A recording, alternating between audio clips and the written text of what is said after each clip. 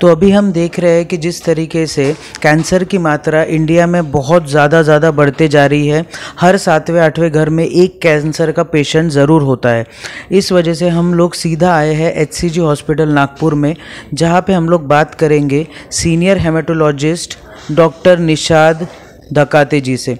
इनसे हम लोग पूछेंगे किस तरीके से कैंसर को क्योर किया जा सकता है, किस तरीके से कैंसर के पेशेंट्स को ट्रीट किया जा सकता है और क्या कैंसर सच्ची में क्यूरेबल है और कैसे प्रिकॉशंस ले सकते हैं जिससे कि हमें कैंसर ना हो। कैंसर का अवेयरनेस हो रहा है, कैंसर के बारे में बहुत कॉमनली बात की जाती है, तो इससे एक आम जनता में, इसके साथ साथ डॉक्टर्स में जो कैंसर को पकड़ते हैं, ग्रास रूट लेवल पे भी, विलेजेस में, रूरल प्लेसेस में, गांव में भी अभी कैंसर का अवेयरनेस बढ़ गया है। डॉक्टर्स को पता है कि इसको कैसे डायग्नोस करना है, कब रेफर करना है, और डायग्नोस्टिक फैसिलिटीज बढ़ गई है, जिससे बायोप्सी के द्वारा हम लोग कैंसर को 100% साबित कर सकते हैं।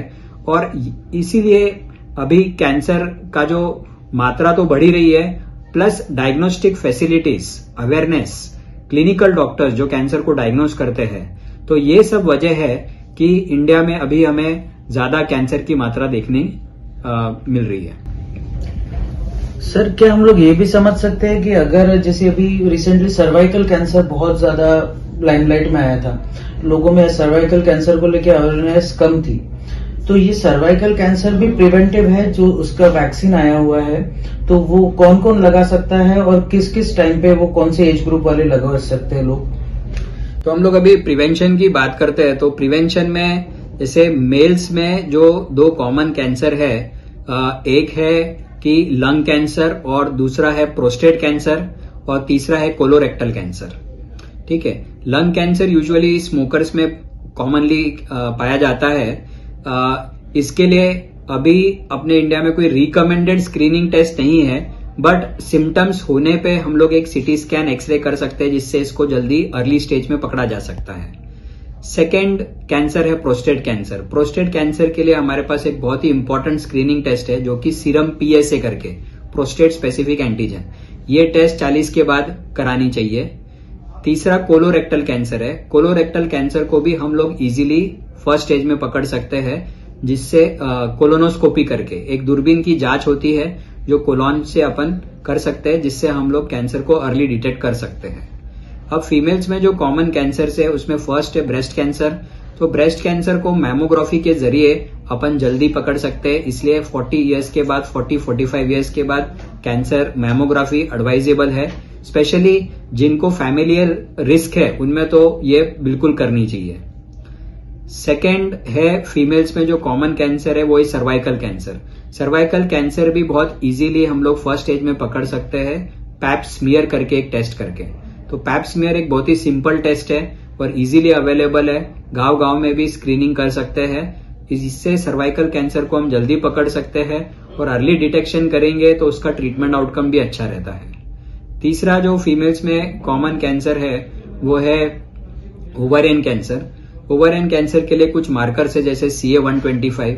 ये अगर हमें कोई सस्पिशन है तो CA-125 करके इस कैंसर को भी इजीली और जल्दी डायग्नोस कर सकते हैं। तो सर ने हमको बहुत अच्छी तरीके से बताया है कि किस तरीके से हम लोग कैंसर से लड़ सकते हैं, किस तरीके से हम लोग कैंसर से डील कर सकते हैं। एक लास्ट सवाल सर से यही पूछना चाहूंगा कि सर, क्या कैंसर फुल्ली क्यूरेबल है? जितना भी हम लोग देख रहे हैं कि कीमोथेरेपी से कैंसर काफी हद तक हम लोग क्योर कर सकते हैं, तो क्या एक नॉर्मल पर्सन कीमोथेरेपी और कैंसर के बाद में एक नॉर्मल लाइफ स्पैन जी सकता है अपना?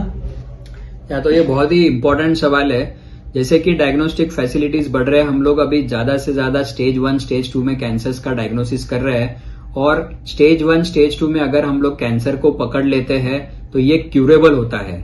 Surgery, chemotherapy, immunotherapy, targeted molecules, bone marrow transplant, CAR T-cell therapy, इससे अभी कैंसर का जो ट्रीटमेंट है बहुत ही अच्छा हो गया है। हमारे पास बहुत सारी मोडालिटीज है कैंसर को ठीक करने के लिए, और हम लोग अगर कैंसर को जल्दी डायग्नोस करते हैं तो पूरी तरह जड़ से उखाड़ सकते हैं। तो ये थे doctor Nishad Dhakate, senior haematologist HCG के। हमें बता रहे थे कि किस तरीके से हम लोग कैंसर को क्योर कर सकते हैं, किस तरीके से हम लोग कैंसर पर जीत पा सकते हैं और किस तरीके से हम लोग कैंसर को इस दुनिया से हटा सकते हैं। सर मैं आपसे और एक चीज पूछना चाहूंगा, ये सर्वाइकल कैंसर के लिए एक वैक्सीन आती है, वो वैक्सीन कौन से एज ग्रुप की महिलाएं लगा सकती है, कौन उसके लिए एलिजिबल है और किन के लिए वो फायदेमंद हो सकती है? हाँ, तो अभी ये फीमेल्स में सर्वाइकल कैंसर ये बहुत ही एक इम्पॉर्टेंट कैंसर है। तो इसको प्रिवेंट करने के लिए एक वैक्सीन अभी अवेलेबल है, HPV वैक्सीन या गार्डासिल वैक्सीन के नाम से आती है। ये usually 9 to 25 years of age के महिलाओं को अपन दे सकते हैं। इसके 3 डोज होते हैं और अनमैरिड फीमेल्स यूजुअली इसके लिए एलिजिबल है।